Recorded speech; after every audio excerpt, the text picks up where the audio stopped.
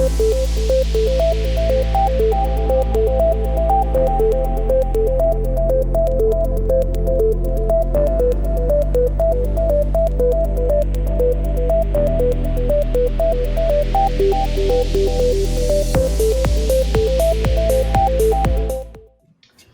everybody, and thanks for tuning into this MetriSight. I'm Beth Schultz, Vice President of Research and Principal Analyst, and with me today are my colleagues Robin Garris, Erwin Lazar, and Diane Myers.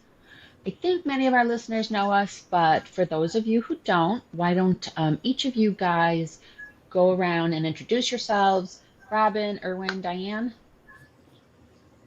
Hi, I'm Robin Garris. I'm CEO of Metrigy, and I lead our coverage in the area of customer experience. So that includes contact center, CRM, customer loyalty apps, things like that. Great. Erwin? Hi, everybody. I'm Erwin Lazar, President and Principal Analyst at Metrigy. Lead our coverage around unified communications collaboration. We call it workplace collaboration, basically calling, meetings, messaging, and all other forms of real-time and non-real-time collaboration. Great. And Diane? Yeah, hi everyone. I'm Diane. I'm Principal Analyst, and I lead our MetriCast practice, which really looks at the market forecasting, some of the market trends, and the benchmarking across the customer experience and the workplace collaboration areas. Okay, so thank you guys. And before we get started with our predictions, on behalf of the Metrigy team, let me just extend our well wishes for a great 2024 to all of our listeners. Okay, with that said, Robin, why don't you go ahead and kick us off? What do you consider the 3 or so most notable trends coming up in CX this year, and why, of course? Well, Beth, it's kind of hard to boil down the predictions because there's so much going on in the CX space. So I will do my best to try. I think one of the big things that I am seeing is that there are already, and I think will continue to be, a lot of gaps in what the vendors offer, what their customers buy, and what consumers want. So, for example, there are a lot of organizations, a lot of vendors right now offering chatbots and chatbot related offerings.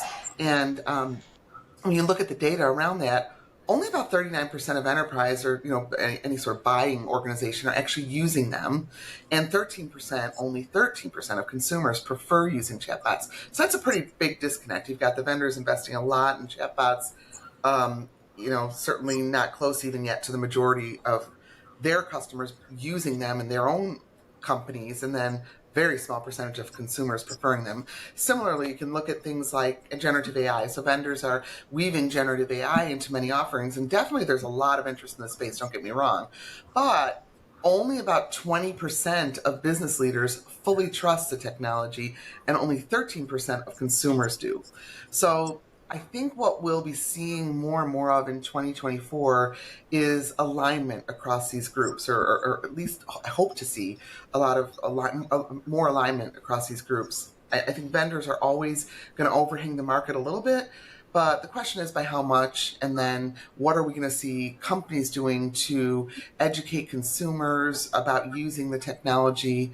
We also definitely see a big age gap in the technology. So 45 is kind of the dividing lines. The people under 45 are more apt to be accepting of some of these newer technologies. 45 and older are not. In general, there's always exceptions. So I think we're going to have to start looking more at the buying patterns and where we should be investing. Another thing I would say is self-service will continue to improve as an option for companies and their customers, with generative AI definitely helping to improve the success rate considerably. So if I'm going in as a consumer to generative AI, and I'm typing in a prompt, and I'm these days maybe not getting what I need, as generative gets better and better, and as companies start deploying it properly, I think you'll start seeing more and more responses that actually resolve problems. Right now, we see nearly 70% of companies saying that they need to improve self-service. So I think we're going to see companies focusing in this area. I also think that, along those same lines of self-service, voice will slowly decrease as an interaction channel as a result of self-service and other digital channels, but it is not going away. So all this talk, more so about a year ago about, oh, voice is going away. I never did, and I still do not see that as something that will happen. Okay, so next thing I would say is that companies are going to focus on their underlying data and knowledge base in order to make AI successful. Right now, data is way too fragmented in organizations. There's multiple data sources. Some of those data sources conflict. So to fully leverage AI's promise, I think it's really imperative to integrate these data sources and to focus more on data. A lot of the contact center platform vendors, you think of someone like NICE or Five9. I mean, they're really, focusing in on the data platform. Even Salesforce, there's a lot of companies really focusing in on that. So to look at the data and sort of along those same lines, also looking at the knowledge bases. I think almost every company I talk to says, yeah, our knowledge base needs some work. We need to be updating it. We need more multimedia content. There's still some inaccuracies in it. We're not reviewing it regularly enough. And if we want AI to be really successful, it's going to pull from our data. So we've got to focus on the data, and we've got to focus on our knowledge bases and make sure that they are up to par. Another big trend that we really started seeing emerging in 2023, and I think will continue to grow in 2024, is looking at agent experience and any associated technologies to agent experience. I think those will grow in importance over time. I think this year we really saw CX and business unit leaders see the value of things like reduced attrition in the contact center and improved CSAT. Happy agents equal happy customers. There's a link there. In fact, we did some research a couple of years ago, and it was like, okay, if you can keep your turnover rate, your agent turnover rate, attrition rate below 15%, your CSAT will go up by 26%. There's definitely a link between the two.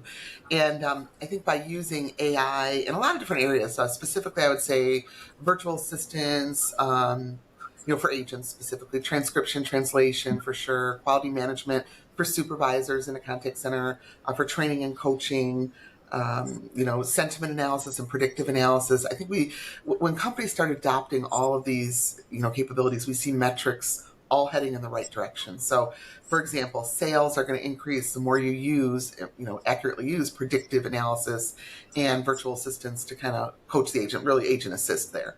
I think agent efficiency goes up with transcription and translation. More agents can talk to more people who have different languages. Transcription reduces after call work. Very, very straightforward ROI there. I think performance improves with quality management. Being able to AI enable quality management so supervisors aren't listening to calls, but AI is, and giving them a transcript. And using that also for coaching and even sentiment analysis, all of that will go up. And I think when you look at all of those things combined, the ultimate result is higher CSAT, and that's where we all want to be. We want our customers to be more satisfied, so they give us more referrals, so that they buy more from us, so that they're happy, all that kind of stuff. And I would say the last thing is customer insights and voice of the customer programs. So we've had those around for a while, but I would say in many companies they've been around with limited success, because I don't think companies use them properly. If you've only got about 30% at best of your customers responding to, say, post-interaction surveys, is that really what you need to make decisions? Well, it gives you an indicator, but maybe that indicator is just people who are really happy and really not happy. So you want to get a more full-fledged look at what's going on. And I think inferred sentiment, so using AI to predict what a customer would have said had they responded to a post-interaction survey, those algorithms are getting very, very accurate. So I think that's really important. And we'll see more and more companies doing that. But in general, I think looking at voice of the customer programs and utilizing them more is something that we'll see happening across organizations. And why is that? Well, without it, you're at a big disadvantage. I think moving forward, those customer insights from voice of the customer programs will guide companies in a lot of different areas. Like, how do their customers like or dislike these technology advances? Do they want to talk to a chatbot? Did this chatbot experience work, but this one didn't? Okay, that gives me information to know how I can maybe adjust what I'm doing as a company. And they need to also, though, act on that information. They can't just, believe me, there's a lot of companies out there just gathering information and analyzing it, but not acting on it. So I think they need to take that information and utilize it in so many ways. Their technology decisions, their sales and marketing campaigns, their product development. So it's not just the contact center that benefits from this, it goes throughout the entire organization. So that's what I'm thinking. Okay, that you've given us a lot to think about going forward into 2024. How about you, Erwin? What are your predictions for workplace collaboration? Sure. Robin mentioned a couple of times generative AI. That is really right now where a lot of the focus is in the communication and collaboration space. We've seen in the last 6 months that companies have either introduced or announced generative AI assistants or co-pilots, whatever you'd like to call them. What we've seen in our research is a tremendous amount of interest in these applications or these assistants. About 86% of companies are planning on deploying them in some fashion next year.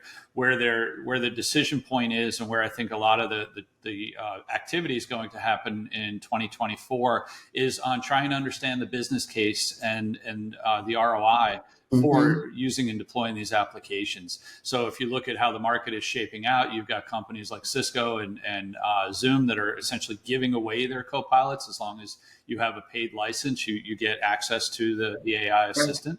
Where you've got companies like Microsoft, most recently AWS, Google, who are charging an additional fee. And that's really where companies, I think, are going to spend a lot of time trying to figure out, does it make sense to roll this out at $30 a month or $20 a month for everyone?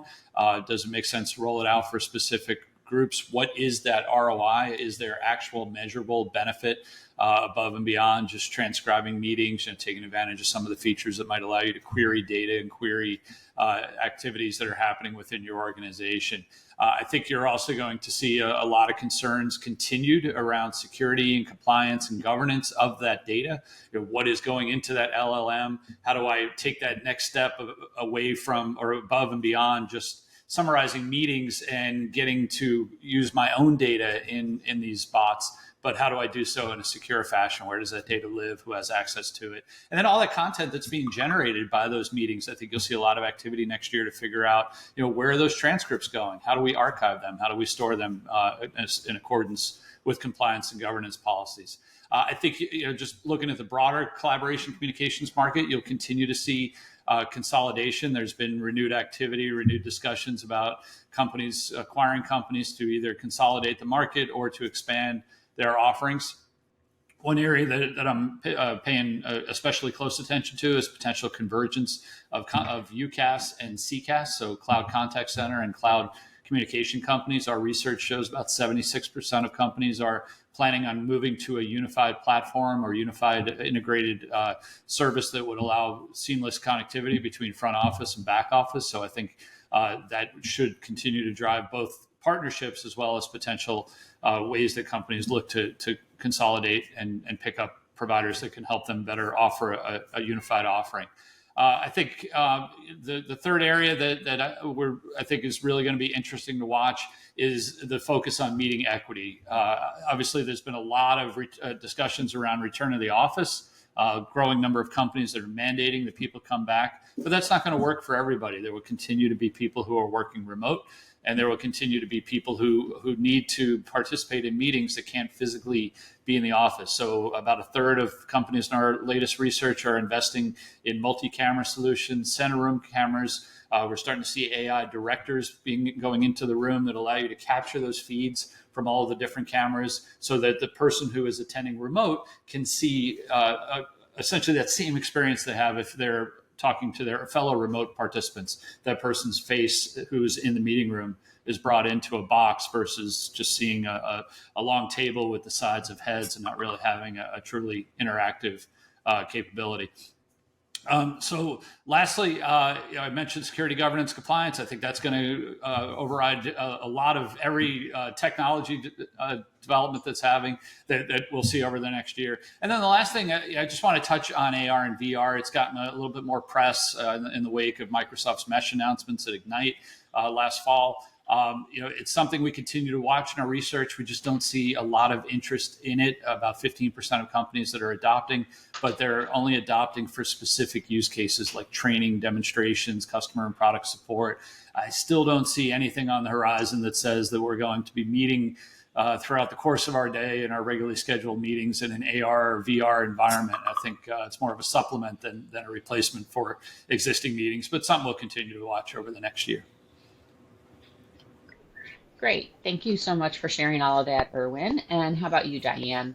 Yeah, I took a little bit of a different approach because I'm not going to dig into the product piece like Erwin and Robin did, but I'm going to kind of look at what's happening from a kind of a market landscape, a vendor landscape perspective, and forecasting. And I actually went back. We did this about a year ago, right? For going into 2023, and I was curious to see what I had said then and kind of how it played out, right? So I kind of took a little bit of a different perspective. And a year ago, I had said that Microsoft, was becoming the biggest competitive threat in UCaaS, and the truth is that they just keep extending their lead, right? So we knew that going into 2023 that Microsoft Teams, right, was the big, the giant, and they just keep expanding that lead. And as we move now into 2024. I don't see that slowing down, right? We see Microsoft Teams market share continuing to expand, right, at the expense of smaller companies, smaller UCaaS companies. Businesses continue to tell us, right, in our studies and in informal discussions, that they really want a single provider, right? They want a single UCaaS provider, and many of them have Teams as a starting point, right? They adopted Teams, a few years ago, maybe 3-4 years ago, when everything happened with the pandemic, for meetings and for collaboration, and now that is the platform that is pulling the phone piece in, right? So we're ending 2023. Microsoft Teams has a leading market presence for UCaaS, and the ramifications, right? We're starting to see those are kind of spread across a couple areas. One is SIP connections, right? So as I go out and I talk to a lot of SIP trunking and a lot of PSTN connectivity providers, the number one opportunity and the opportunity to drive activity and revenue is all around BYOC, right? Bring your own connectivity, bring your own SIP, and specifically for Teams. So if you are not in the Teams ecosystem, whether you're offering direct routing or you're part of the Operator Connect ecosystem, then you're gonna fall behind, right? It's not to say that there's still SIP trunking to on-prem, right? There is still a lot of on-prem PBXs, but as people continue to move, and we know, right, that Microsoft Teams isn't the only piece. But if I'm using like a Ring Central, an 8x8, or a Vonage, and even Zoom, often the connectivity is being bundled up, right? So from a SIP trunking provider and on the retail side, you really want to be connected with Teams. And then I would say right after that, Cisco WebEx. Competitors are really being stretched on the UCaaS side, right? So this is the UCaaS competitors are really being stretched to find ways to differentiate themselves. We see providers expanding, right, into the contact center, right, with contact center as a service. They're looking at how do they become part of the Microsoft solution, right? Whether that be voice options into Microsoft Teams, or a direct routing or an Operator Connect offering. And I think if you're a competitor and into 2024, you've got to figure that out, right? If you're a UCaaS company, how can you take advantage of the Teams?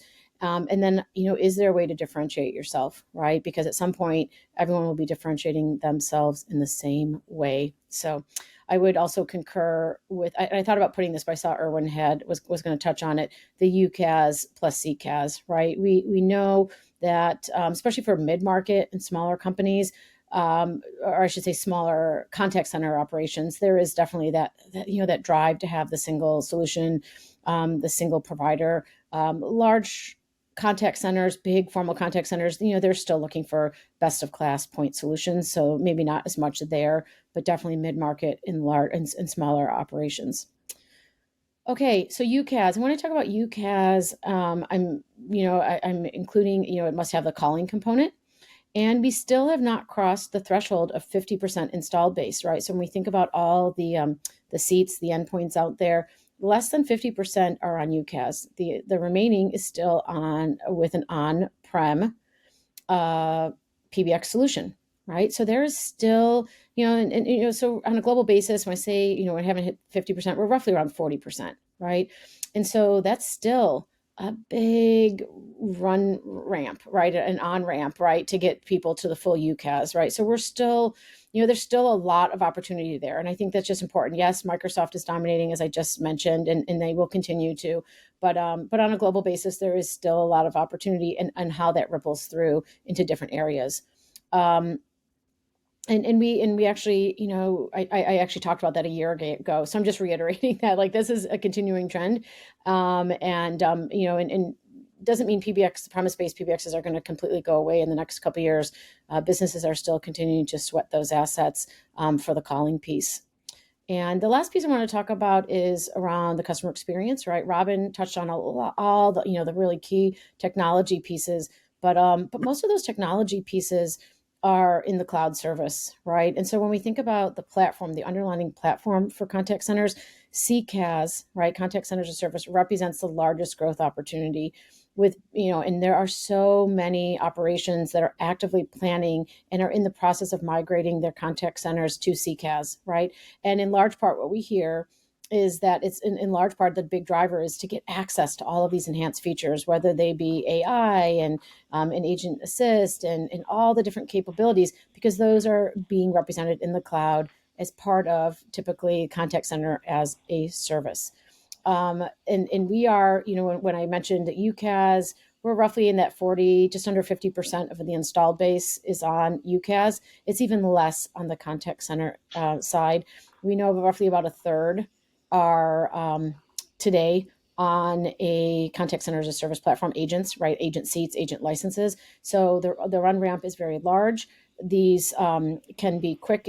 Some of these can be quick turnovers, right? That happen in talking to a lot of businesses in the last, especially in the last 6 months. Some of these deals are happening within 2 months, and some of them are happening over the course of 3 years. So, depending on the size of the opportunity, that run rate really, and that growth really is spread across many years, but it is still the largest growth opportunity across everything that I'm kind of looking at from a market forecasting perspective. So we expect that to continue.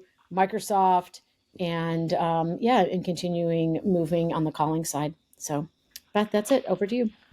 Excellent.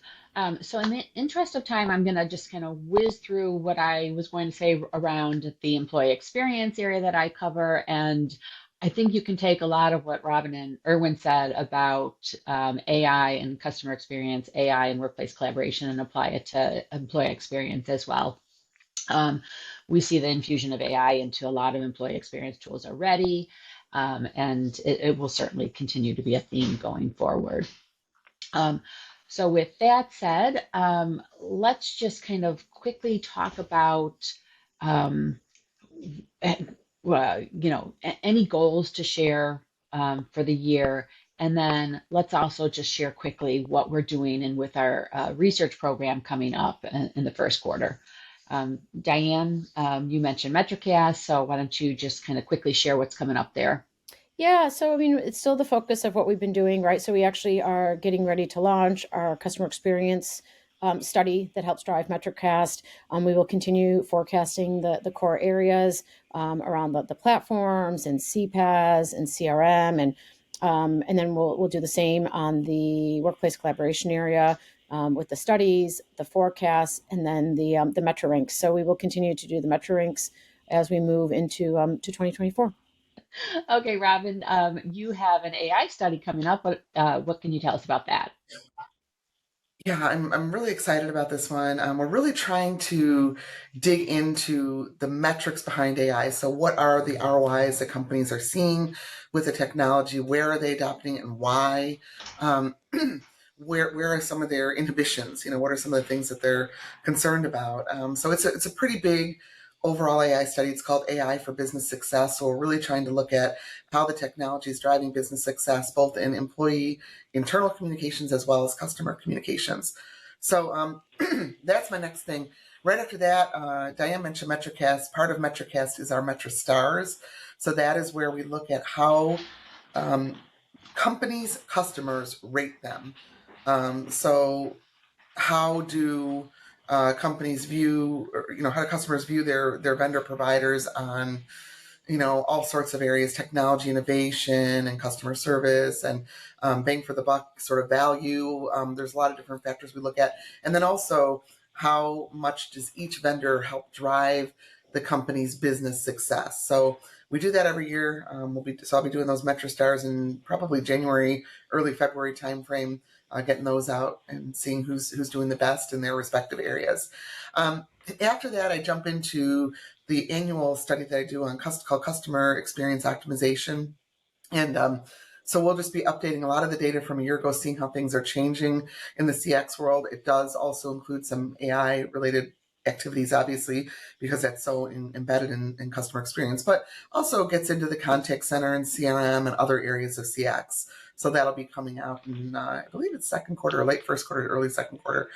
And then I also want to point out that with both the AI and the CXO research, we are doing enterprise and consumer parallel research studies. So like what I talked about before about those gaps, we'll be looking at where those gaps are. And then one other thing, two other things I guess I want to mention is that later in the year, we're going to be doing a study focusing on channel strategies.